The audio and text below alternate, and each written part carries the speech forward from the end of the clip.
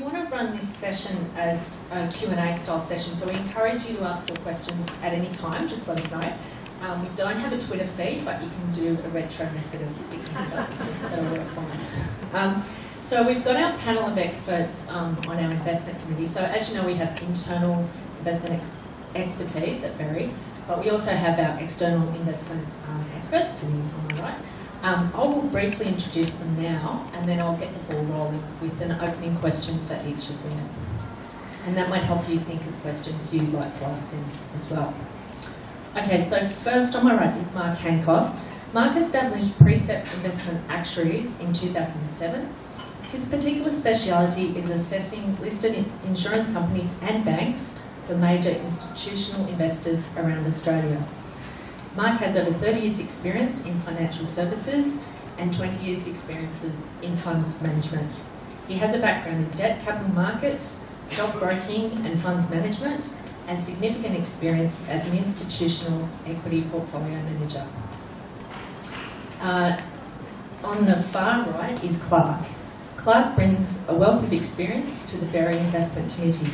He started work as an accountant with Coopers and Lybrand, and he has worked as a legislative research officer for a few years before starting his equity analysis career in 1984 as Director of Equities Research at Superannuation Fund Investment Trust. He spent 13 years with Ord Minnett, JP Morgan, as an industrial analyst, and a further 9 years at Shaw Stockbroking, covering smaller cap industrial stocks. In the middle is Carl Hanich. Carl has extensive experience as a fund manager. He was a fund manager at UBS for 7 years in the 1990s before establishing Celeste Funds Management. In 2004, Carl joined NAOS as the portfolio manager of the NAOS Small Companies Fund, and since 2008, Carl has been managing private portfolios.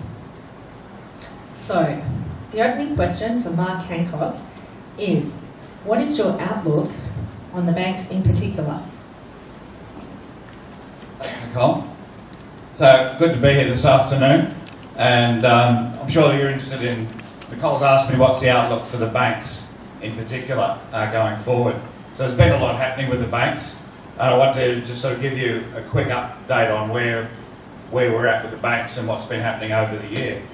I've sort of cheated because I kind of knew this question was coming, so I put a few charts together because actuaries kind of love graphs and charts and stuff. We've got a bit too many actuaries here this afternoon.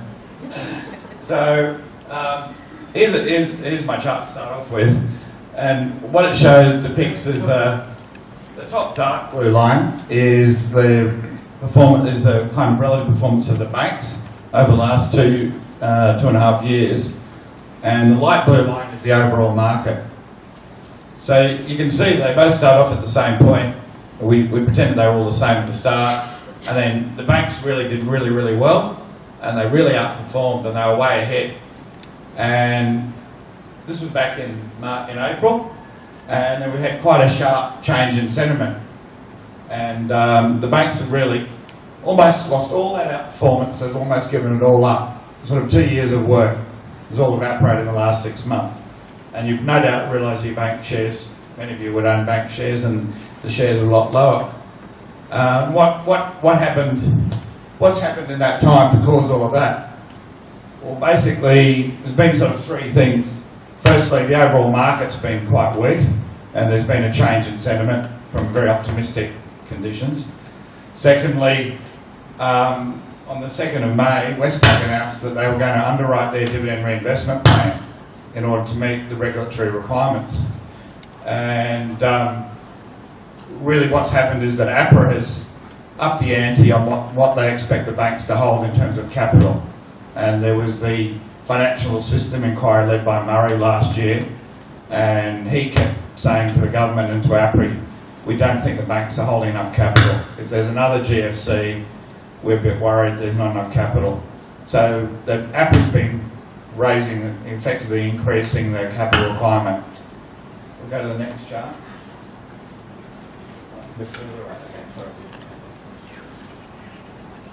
So this is my kind of overview on how do we see the pluses and minuses for the banks. So So on the left-hand side, we've got what are the good things about the banks, and on the right, what are we or the market a bit worried about.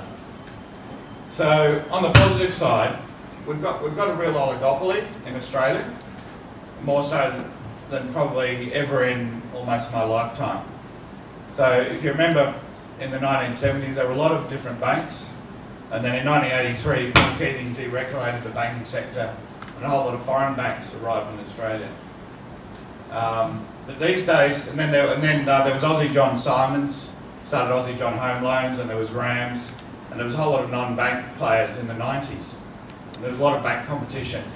But with the GFC, a lot of those players weren't able to exist, and the GFC brought their businesses under enormous pressure. And what happened was that Commonwealth Bank bought Bank West, and Westpac bought St George. So they were the two kind of main rival banks. And so now we've really got the four banks control, I think it's over 80% of residential mortgages and over 80% of retail deposits. So it's called an oligopoly. We've got four strong players, and they all generally follow one another very closely.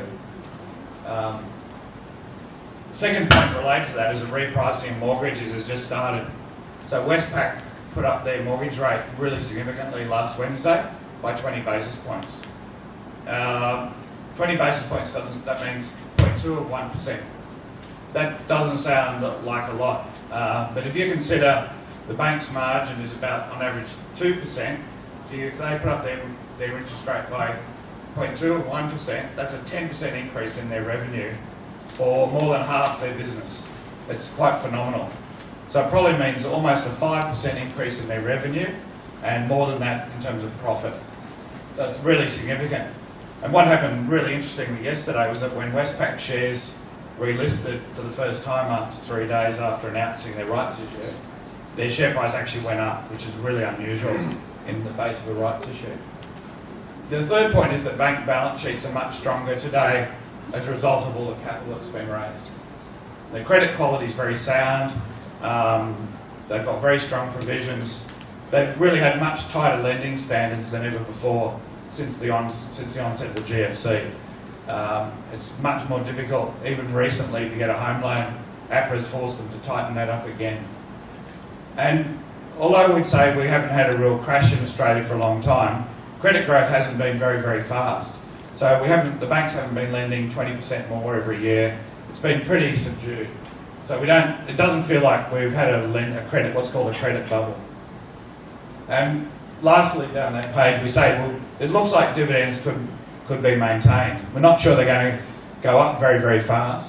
They're probably not going to increase very rapidly, but it does look to me that dividends should be maintained unless there's an unexpected shock. On the negative side, just even today, the Prime Minister's office released a media release saying that government's going to be looking at possibly asking APRA to look at more capital requirements next year. And then secondly, the impairment charges for the banks could increase if there was a wobble in the economy. So if our economy got into tougher times, murkier difficulties or more adverse conditions, the banks are really expensing very little on impairment and bad debt. So they're more likely to get worse than get better. They're almost zero at the moment. And if that happened, and if there's a minor downturn in the economy or just a soft landing, there wouldn't be really probably any threat to bank dividends. If there was a real kind of catastrophe, possibly even worse than what happened, well, not quite as bad as the GFC, but something of that order, bank dividends would obviously have to be cut. But that seems unlikely in my opinion at the moment. So there's a lot of numbers there, but what we've done is calculate what are the price earnings ratios, and the bottom two lines are really the ones that should interest you, is the yield on the banks. So we've just calculated what we think the current yields are on the banks. A lot of them are about to declare profits next week, and this is what we think that the effective yield will be. So 6.6 for ANZ, 5.6 for CBA, 6.5 for NAB, and 6.3 for Westpac, and that's before the franking credit. So we're getting basically 9% or better for most except CBA. So that's basically, if you're getting that sort of yield in the banks, you actually don't need the share price to go up. to justify investing in them at such a good dividend. That's really what you'd expect to get on average from equities as a total return on a long-term trend. So really attractive dividend yields if you believe they can be maintained, which is my opinion. This is how APRA looks at the banks, and they've got this new ratio. It's quite technical. It's called, they call it the common tier 1 capital ratio. Basically a measure of how much capital they have relative to their loans. And I should have showed you the history, but these numbers are the highest they've been for many years. And these are like the highest. Virtually no banks in the world have numbers as good as these. Okay. And this is how they got those numbers that high. So these bars represent how much capital the banks have raised just in the last 6 months. So roughly each of the banks have raised between $4.5 and $6 billion. So in total the banks have raised $20 billion out of the market since May to strengthen their balance sheets. It's really quite an enormous amount of capital. The light blue bars represent the entitlement offers and the rights issues, and the orange bar is the dividend reinvestment plan. And then Westpac and ANZ have sold some businesses to help get there also. So just to finish up, let's say, well, what are the risks going forward in the bank? So there's a little schematic chart to say where I think the risks might be. So it's a bit hard to read the yellow, but at the top it says economic cycles, the green is political risk, at the bottom is regulatory risk, and the left is technology. So obviously any economic cycle is a risk for the banks. If they have bad debts, they will suffer. Then a political risk could be a change in the regulatory regime. Regulatory means APRA wanting more capital, more supervision, more compliance. Technology means, could there be a change in the way technology works that could affect the banks? Or do they have to invest more in technology themselves? Both of those are big issues. Then we've got the purple and the orange arrows, which is an ongoing requirement for more capital. I think that will be an issue. The orange at the bottom means that if interest rates at the moment were to rise globally, bank dividend yields would not look so attractive compared to other monetary instruments. So rising bond yields aren't particularly good for bank shares. And bond yields globally are so low they can only really go a bit higher. This is my kind of how I prioritise the risks. So I've minimised the political a little bit, but I've blown up the technology risk. If you ask me which risk is the biggest one in the increasing risk, I would say technology. Because the banks are very cosy here in Australia. They've got the 4 banks. If you want to go for an ATM, it's pretty much one of the 4 banks. If you want to get a mortgage, you're pretty much steered to those banks. But you can't rule out the threat of technology and iPhones and iPads on what a banking system could do. So if Apple or Google were to somehow attack the payment system and kind of work their way through being able to be like a bank in Australia, they could really open up what's really a very tight cartel, and that could be potentially bad for the banks. So all the banks go to Silicon Valley every year and study what's going on with technology and kind of hope and pray that the regulatory regime won't allow kind of a real change in that landscape. But people, couldn't rule out someday, say Singapore running a banking system or something where people could go and just put deposits in a Singapore bank and get paid an attractive interest rate and park their money there. So technology might have been able to enable that sort of cross-border thing to happen, which hasn't ever been possible before. So that's my overview on the banks. So overall, I feel comfortable, but I'm not kind of completely complacent about the banks. But I think on balance they represent a good place to be investing at the moment. Thanks, Mark. Does anyone have any particular questions about banks? Yes? What about cybersecurity and threats from hackers and various other disruptors? Yeah. cybersecurity is a risk because, although even myself, I had $3,000 on 2 occasions about 3 months ago taken off my credit card in South Africa, and I hadn't even been there. And Westpac had to, they reimbursed me on my Visa card for the $6,000, but it cost Westpac $6,000 to resolve that. And they wouldn't have got the money back from the fraud, so somehow they sort of got my details. So that is a rising cost to the banks, and you say they're disrupting the banks, that's true. And the banks like to invest more and more in technology to tighten up their protocols. In one way, that's probably good for the banks though, because it probably scares people. They don't want to go off to some internet-y bank that they don't fully trust, that hasn't got all the, what do you call it, the things that stop people getting in? Yeah, the firewalls, yeah. Yeah. But... Okay, second question for Mark. What is your outlook on the broader market? Okay, briefly. That's a bit hard to summarise. Okay. I've prepared for this one, so I've got a chart. Anthony, have you got a chart on the overall market we could have a look at? Yeah. Okay.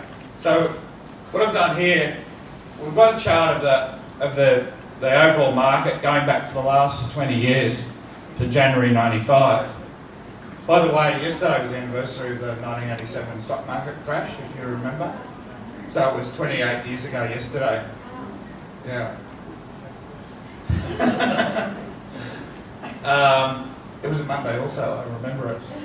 And the crash started in Australia because the New York didn't crash till Monday night. But we're way above those levels now. The ASX, I think, fell from 2,000 to 1,600 that day. And now the ASX is obviously well above that level. So this dark blue line shows the performance of the market over the last 20 years. And we've got these other lines here, but you can see basically we had a pretty strong period in the 90s.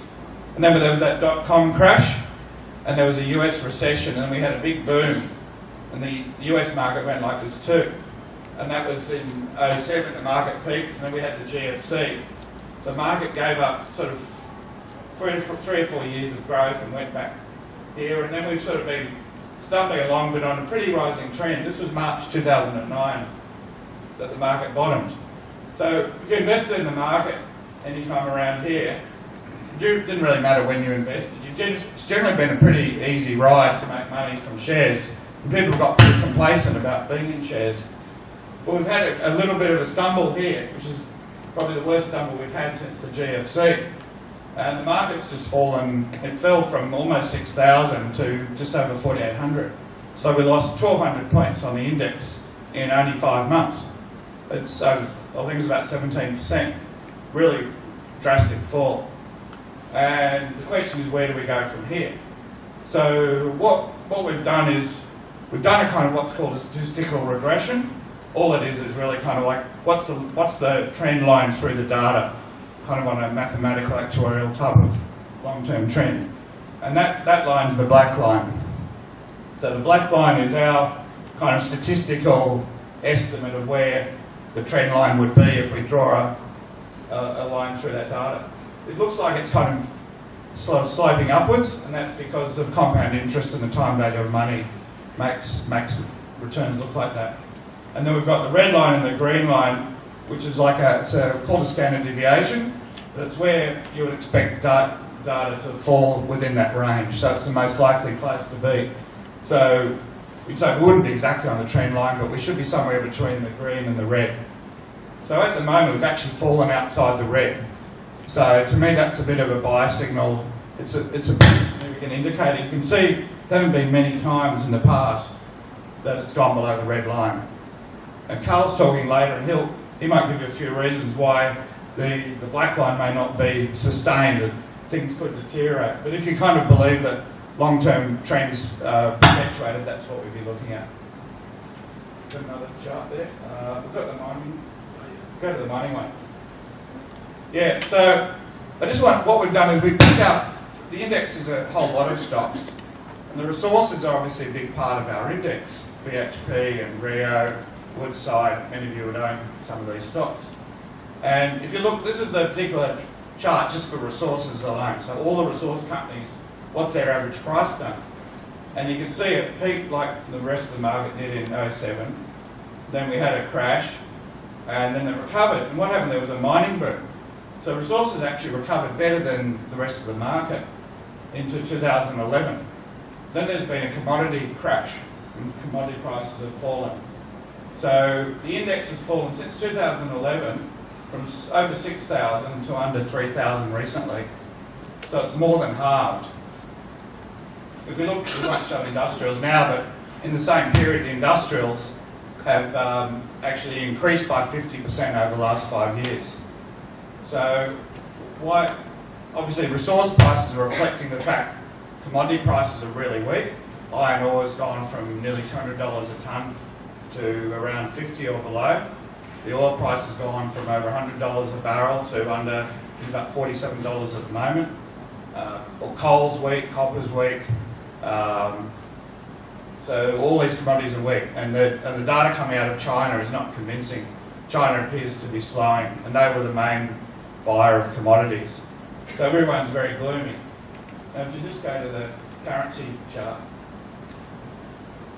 So, but what that has actually caused is the A dollar to decline enormously. So the currency got to over parity against the US dollar, and now obviously we're down about 72 cents at the moment. So what that actually means is that all those commodities are denominated in US dollars. So all those prices I just quoted to you, they were US dollar prices. But the Australian dollar price is different to that. Now BHP's cost of production has just fallen in US dollar terms by 30% because of effectively the currency's depreciated. So a lot of that pessimism has actually been priced into the currency. The currency is a really positive stimulus for our economy. So I think that the fact that the chart's fallen so much is really significant. Now if you go back to the ASX chart at the start. So we go back to the ASX chart. We're below that trend line on the black, that one I started with. But if you consider us what we're doing in US dollar terms, the Australian market's fallen even further. Because the exchange rate was about 80 cents 6 months ago. So we fell about 17% here, but in US dollar terms, we've fallen almost 30%. So our share market to a foreign investor is really attractive. And if you notice, there's been a lot of takeover bid announcements recently, often from US private equity funds or US corporates. So they're saying Australia looks very attractive to them at the moment. Now, the currency is really important in a number of ways. Cost of production for mining companies is lower in US dollar terms, but our export competitiveness improves for any kind of industrial company. And also, any company, say like a Macquarie Bank or a Treasury Wine Estates or a QBE that has businesses overseas, can repatriate more profit back to this country because it's making money in US dollars or sterling or euro. It's more attractive. So there's a number of reasons why the currency kind of underwrites, I think, the value of shares going forward to some extent. There's no guarantees, but it's a very positive tailwind. Okay, that's a very long answer to the question. Thanks, Mark. Okay, does anyone want to ask their own question at this point? No, that's fine. There'll be time